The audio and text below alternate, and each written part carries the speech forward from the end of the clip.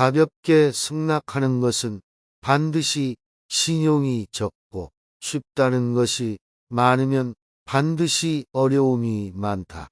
가장 강력한 무기는 축복이라는 것은 잘 알려져 있는 사실이다. 따라서 그런 것에 기대는 사람이야말로 현자이다. 그들은 전쟁 한 번 하지 않고 평화로 싸움에서 이긴다. 가장 완전한 것은 무엇인가 모자란 듯하다. 하지만 그 효용이 다한이 없다. 충만된 것은 텅 빈 것 같이 보인다. 하지만 그 효용에는 끝이 없다. 크게 고든 것은 굽은 것 같고 가장 뛰어난 기교는 서툴게 보이며 뛰어난 웅변은 눌변처럼 들린다. 움직이면 추위를 이길 수 있고 고요히 있으면 더위를 이길 수 있다. 가장 으뜸가는 처세술은 물의 모양을 본받는 것이다. 강한 사람이 되고자 한다면 물처럼 되어야 한다. 장애물이 없으면 물은 흐른다. 둑이 가로막으면 물은 멎는다. 둑이 터지면 또 다시 흐른다.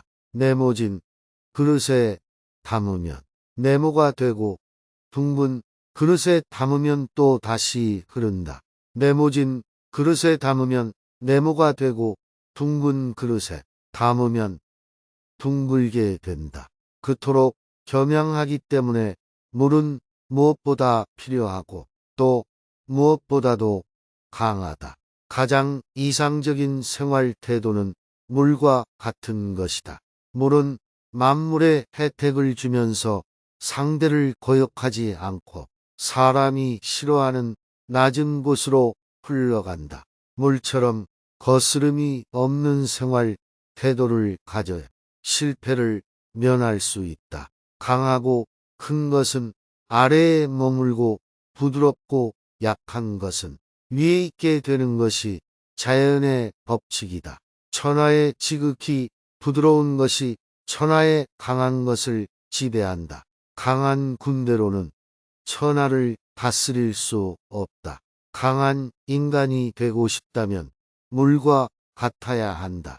강해지려면 흐르는 물처럼 되어야만 한다. 물이란 장애물만 없으면 유유히 흐르고 장애물이 있으면 흐르지 않는 법이다. 네모난 관이면 물은 네모나게 흐를 것이요. 둥근 관이면 물은 둥글게 흐를 것이다. 물은 부드럽고 마음대로 흐르기 때문에 가장 불급하고도 강한 것이다. 고두려거든 몸을 구부리라. 스스로는 드러내지 않는 까닭에 오히려 그 존재가 밝게 나타나며 스스로를 옳다고 여기지 않는 까닭에 오히려 그 옳음이 드러나며 스스로를 뽐내지 않는 까닭에 오히려 공을 이루고 스스로 자랑하지 않는 까닭에 오히려 그 이름이 오래 기억된다. 성인은 다투지 않는 까닭에 천하가 그와 맞서 다툴 수 없는 것이다. 구부러지는 것이 온전히 남는다는 옛말을 믿어라.